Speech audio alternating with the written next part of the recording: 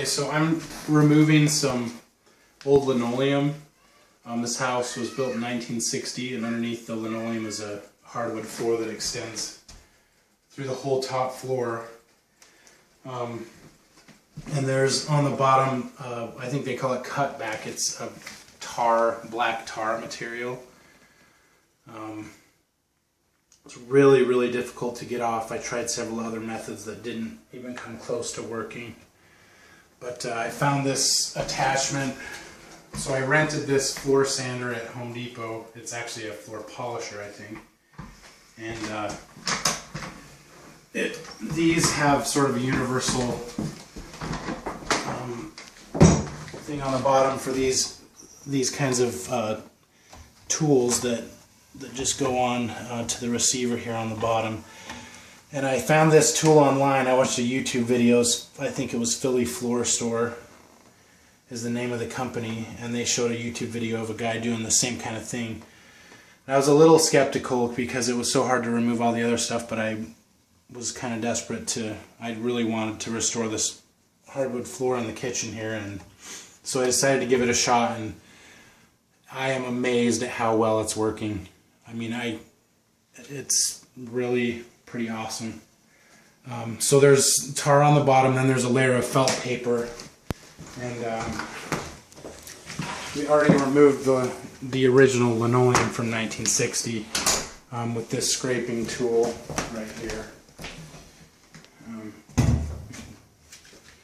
And yeah, it's a long handle, which gives you leverage and makes it nice to get a little more power behind it. Also got that at Home Depot. I think it was $25. So there's, the linoleum is the top layer, which we scrape off, then the felt, and then the tar. And that tool that I purchased here from the Philly Floor Store is taking off all the felt and the tar, and then getting this right down to bare wood, and it's working extremely well. When I called their customer service, they said that when I was skeptical, I was just kind of asking them about it, and they said, yeah, it will work on this black tar. They said there is a trick to it. You have to move back and forth because the tar starts to warm up and it kind of smears. So if you move back and forth and kind of let it cool off in the one spot, then you can get it off. So I'm going to give a little demo here.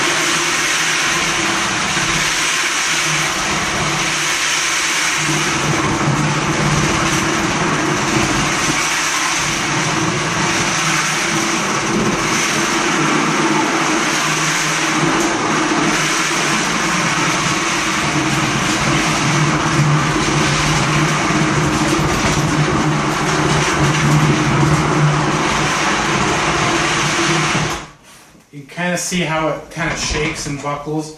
When it grabs on a big chunk of the felt paper, then it'll sort of do that and kind of rip it off. And the floor polisher really takes some getting used to learn how to control it, because it's really subtle. The up and down of this, up makes it move to the right, and down makes it move to the left, and so you kind of use the up and down to move it back and forth. But it's really powerful and it's hard to control, so you have to... It took me probably 30 minutes of using this to feel comfortable with how to negotiate it back and forth and get it to work right. But I just kept at it. You can see with this, you kind of have to do the same thing. You have to be pretty patient and just keep going. But the speed that this is taking it off compared to what I've seen with other methods, this is like 100 times faster. I mean, it would have taken me literally months with the steam method, or just using a scraper, or even with using a chemical to strip it. It's just, this is awesome, and there's no chemical smell that seeps into the wood. It's just tearing it off like crazy. And I've done this much so far, and there's really no wear that I can see yet on the blades. The blades on this tool are replaceable, but I don't see a lot of wear on the blades yet. They're still the same shape as they were when I pulled it out of the box brand new. And they don't really get clogged up. I mean, they get a little bit on there you just pull off, but you don't even need to do that. They don't get clogged up. It's a pretty ingenious design.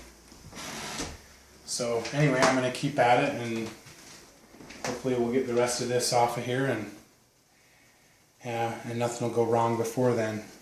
I feel like I'm cheating the system somehow by getting all this off so easily. So I'm pretty excited.